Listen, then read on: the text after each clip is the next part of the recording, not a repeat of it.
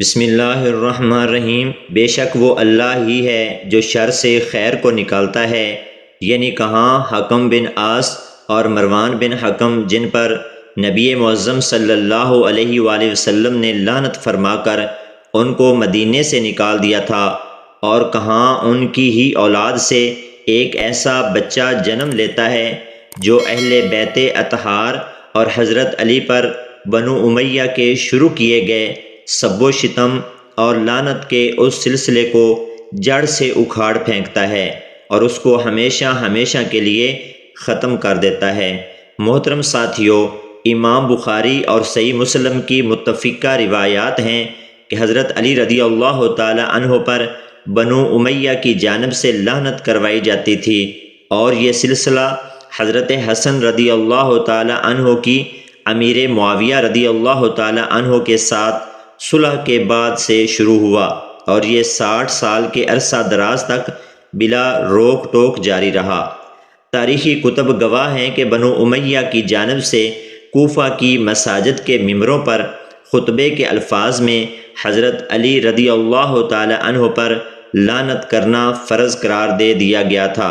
بنو امیہ نے خطبوں کے الفاظ کو تبدیل کر دیا تھا، یہاں تک کہ بنو امیہ میں تو حضرت علی پر لعنت کروانا فضیلت سمجھا جاتا تھا، جبکہ حجاج بن یوسف نے کوفہ کے ایک شخص کو گرفتار کیا، اس کو سزا دینے لگا تو اس نے کہا، اے حجاج بن یوسف، ہمیں سزا نہ دے، ہم بنو امیہ میں بڑی فضیلت والے ہیں۔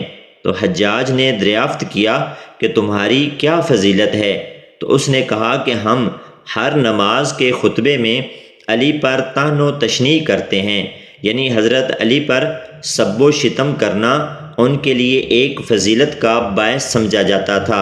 حضرت علی رضی اللہ تعالی عنہ اور اہل بیت اطہار پر بنو امیہ کی طرف سے ہونے والے سب و شتم کے پیچھے کیا وجوہات تھی، اور جب عمر بن عبدالعزیز کے دور خلافت میں حضرت علی رضی اللہ تعالی عنہ پر لعنت کروائی جاتی تھی، اور ایسے ہی جب کسی شخص نے خلیفہ وقت عمر بن عبدالعزیز کے سامنے حضرت علی کو سب و شتم کا نشانہ بنایا اور ان پر لعنت کی، تو عمر بن عبدالعزیز نے اس شخص کو کیا کہا؟ بنو امیہ کے ایک گورنر نے ایک صحابی رسول حضرت سہل بن سعد رضی اللہ تعالی عنہ کو کہا کہ علی پر لعنت کریں۔ انہوں نے کہا، واللہ میں مرتے دم تک بھی یہ کام نہیں کر سکتا۔ تو اس گورنر نے کہا کہ چلو تم ایسا کہہ دو کہ ابو تراب پر لعنت۔ تو حضرت سہل بن سعد رضی اللہ تعالی عنہ ہنسنے لگے اور فرمانے لگے کہ تم سمجھتے ہو کہ ابو تراب حضرت علی رضی اللہ تعالی عنہ کو کمتر زیر کرنے کے لیے ہے، بلکہ نہیں، وہ تو اس نام سے اس قدر خوش ہوتے تھے کہ اپنے اصل نام علی سے بھی اتنے زیادہ خوش نہ ہوتے تھے۔ ایک دفعہ حضرت علی رضی اللہ تعالی عنہ سیدہ فاطمہ الزہرا رضی اللہ تعالی عنہا سے کسی بات پر ناراض ہو کر گھر سے چلے گئے اور جا کر مسجد میں لیٹ گئے۔ جب نبی محترم صلی اللہ علیہ وآلہ وسلم سیدہ فاطمہ سلام اللہ علیہا کے گھر آئے اور حضرت علی کرم اللہ وجہ الکریم کے بارے میں دریافت کیا، تو سیدہ فاطمہ رضی اللہ تعالی عنہا نے جواب دیا کہ وہ ناراض ہو کر مسجد میں چلے گئے ہیں۔ نبی محترم صلی اللہ علیہ وآلہ وسلم نے کسی آدمی کو بھیجا کہ جا کر دیکھو علی کرم اللہ وجہ الکریم کہاں ہیں۔ تو اس شخص نے آ کر بتایا کہ یا رسول اللہ صلی اللہ علیہ وآلہ وسلم، علی مسجد میں لیٹے ہوئے ہیں۔ نبی محترم صلی اللہ علیہ وسلم خود چل کر حضرت علی کے پاس مسجد میں تشریف لے گئے۔ جب آپ وہاں پہنچے تو دیکھا کہ حضرت علی زمین پر لیٹے ہوئے ہیں اور آپ کے کپڑوں پر مٹی لگی ہوئی ہے۔ نبی محترم صلی اللہ علیہ وسلم حضرت علی کرم اللہ وجہ الکریم کے پاس بیٹھ گئے اور ان کے کپڑوں سے مٹی جھاڑتے ہوئے فرمایا، اے ابو تراب، یعنی اے مٹی والے، اٹھو۔ نبی محترم صلی اللہ علیہ وسلم کی زبان اقدس سے یہ نام سن کر حضرت علی رضی اللہ تعالی عنہ کو بہت خوشی ہوئی اور انہوں نے ہمیشہ ہمیشہ کے لیے اپنے نام کی کنیت ابو تراب لکھوا لی۔ صحیح بخاری 3708۔ اس روایت پر غور کریں تو کئی مسائل حل ہو جاتے ہیں۔ حضرت سہل رضی اللہ تعالی عنہ کے پاس ایک بندہ جب شکایت لے کر آیا کہ امیر مدینہ حضرت علی رضی اللہ تعالی عنہ کو برا بھلا بول رہا ہے، حضرت سہل نے استفسار کیا کہ وہ کیا کہتا ہے، تو جواب میں اس شخص نے کہا کہ وہ علی رضی اللہ تعالی عنہ کو ابو تراب بول رہا ہے۔ سہل رضی اللہ تعالی عنہ نے وضاحت کی، یہ تو کوئی گالی نہیں ہے اور نہ ہی برا بھلا بولنا ہے، یہ تو حضرت علی رضی اللہ تعالی عنہ کا وہ نام جو اسے اصل نام سے بھی زیادہ محبوب ہے۔ اس روایت سے پتہ چلا کہ جن اصل راویوں نے سب وغیرہ کے الفاظ ذکر کیے ہیں اس سے مراد گالیاں نہیں بلکہ اس طرح کے القابات سے یاد کرنا، اور بعض لوگ ان کا مطلب سمجھ نہیں سکتے تو اس وجہ سے ان کا غلط مفہوم مراد لیتے تھے۔ حضرت علی کرم اللہ وجہ الکریم پر لعنت اور طعن و تشنیع کا یہ سلسلہ خلیفہ وقت حضرت عمر بن عبدالعزیز بن مروان بن حکم کے ہاتھوں اختتام پذیر ہوا۔ یہ خلافت بنو امیہ کے 8ویں خلیفہ تھے اور سلیمان بن عبد الملک کے بعد مسند خلافت پر بیٹھے۔ انہیں ان کی نیک سیرتی کے باعث 5واں خلیفہ راشد بھی کہا جاتا ہے، جبکہ آپ خلیفہ صالح کے نام سے بھی مشہور ہیں۔ آپ نے 61 ہجری میں مدینہ منورہ میں آنکھ کھولی۔ نام عمر بن عبدالعزیز بن مروان اور ابو حفص کنیت تھی۔ آپ کی والدہ کا نام عاصم جو عاصم بن عمر بن الخطاب کی صاحبزادی تھی، گویا حضرت عمر فاروق کی پوتی ہوئی۔ اس لحاظ سے آپ کی رگوں میں فاروقی خون تھا۔ ان کے والد مسلسل 21 برس مصر کے گورنر رہے۔ دولت و ثروت کی فراوانی تھی، لہذا ناز و نعام کے ماحول میں آپ کی پرورش ہوئی، جس کا اثر خلیفہ بننے تک قائم رہا۔ عمر بن عبدالعزیز کے نصیب میں یہ خوشی بھی آتی ہے کہ انہوں نے حضرت علی رضی اللہ تعالی عنہ پر ہونے والی لعنت اور طعن و تشنیع کے ایک مضبوط سلسلے کو اپنے دور خلافت میں ہمیشہ ہمیشہ کے لیے ختم کروا دیا تھا۔ وہ ایک نفیس طبع، خوش پوش مگر صالح نوجوان تھے۔ عہد شباب میں اچھے سے اچھا لباس پہنتے، دن میں کئی پوشاک تبدیل کرتے، خوشبو کو بے حد پسند کرتے، جس راہ سے گزر جاتے فضا مہک جاتی۔ ان ظاہری علامات کو دیکھ کر اس امر کی پیش گوئی نہیں کی جا سکتی تھی جو خلیفہ بننے کے بعد ظاہر ہوئے، لیکن چونکہ طبیعت بچپن ہی سے پاکیزگی اور زہد و تقوی کی طرف راغب تھی، اس لیے یہ ظاہری اسباب و نشاط ان کو قطعاً متاثر نہ کر سکے۔ ان کا دل ہمیشہ اللہ تعالیٰ کی عظمت اور خوف سے لبریز رہا۔ پاکیزگی نفس اور تقدس آپ کی شخصیت کا ایک نہایت ہی اہم اور خصوصی وصف تھا۔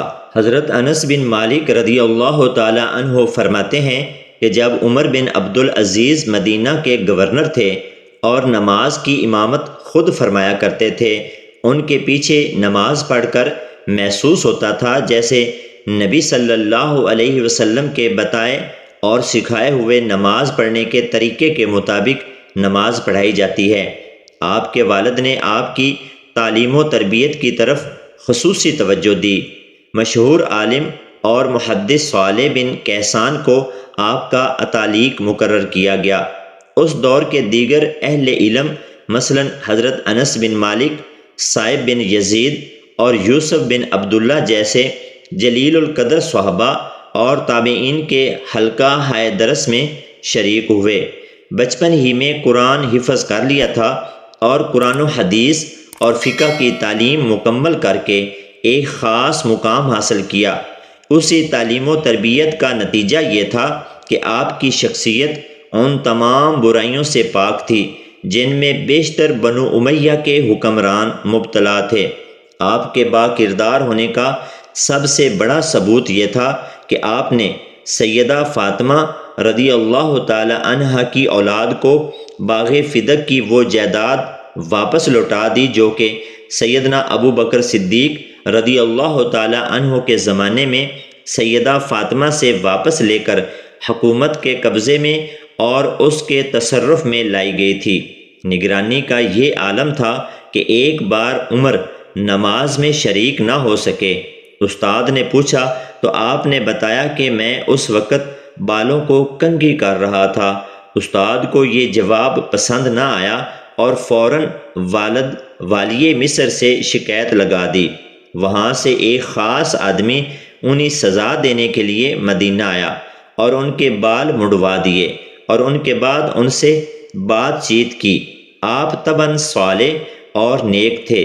اس کی نشاندہی ان کے استاد صالح بن کیسان عبدالعزیز کے ساتھ ایک ملاقات کے دوران ان الفاظ میں کر چکے تھے: مجھے ایسے کسی آدمی کا علم نہیں جس کے دل میں اللہ تعالیٰ کی عظمت اس لڑکے سے زیادہ نقش ہو۔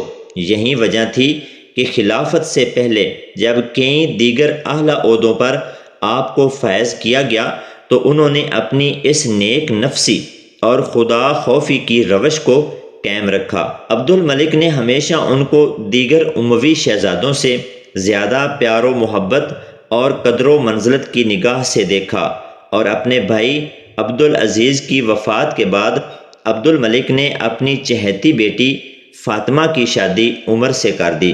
اس وجہ سے بنو امیہ میں عمر کے وقار میں مزید اضافہ ہوا۔ ولید بن عبد الملک کے کہنے پر آپ نے مدینہ کی گورنری اس شرط پر قبول کی کہ وہ اپنے پیش رو حکمرانوں کی طرف لوگوں پر ظلم اور زیادتی نہ کریں۔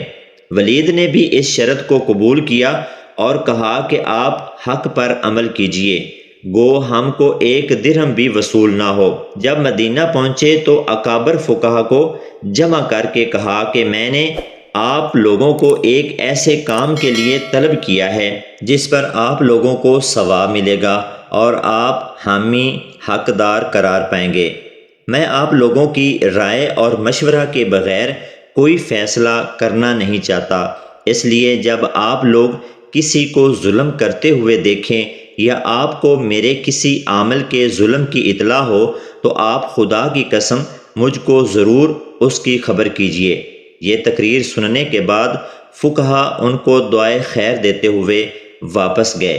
امام طبری اور ابن خلدون فرماتے ہیں کہ ایک دفعہ خلیفہ وقت عمر بن عبدالعزیز کے سامنے کسی شخص نے حضرت علی پر لعنت کی تو انہوں نے فوراً اس کو 70 کوڑے لگوائے، اور اس کے بعد حضرت عمر بن عبدالعزیز نے خطبے میں حضرت علی رضی اللہ تعالی عنہ پر ہونے والی لعنت اور تشنیع کے سلسلہ کو ہمیشہ ہمیشہ کے لیے ختم کروا دیا۔ مولانا مودودی فرماتے ہیں کہ عمر بن عبدالعزیز کی بخشش اور مغفرت کے لیے ایک یہ فعل ہی کافی ہے کہ انہوں نے حضرت علی رضی اللہ تعالی عنہ اور اہل بیت پر ہونے والے سب و شتم کو ہمیشہ ہمیشہ کے لیے ختم کروا دیا۔ جمعہ کی رات تھی، 101 عیسوی ہجری تھا جب حضرت عمر بن عبدالعزیز اس دنیا سے رخصت ہوئے۔ رجب کا مہینہ ختم ہونے میں 5 یا 10 دن باقی تھے۔ اس وقت ان کی عمر 29 سال 1 مہینہ یا 40 سال 1 مہینہ تھی۔ 2 سال 5 مہینے خلیفہ رہے۔ ان کی موت ایک عالم کی موت تھی۔ پوری دنیا اسلام میں ایک کوہرام مچ گیا تھا۔ شام ہی نہیں، مصر، عراق، ایران، حجاز، جہاں جہاں ان کی موت کی خبر پہنچی ہر جگہ صف ماتم بچھ گئی۔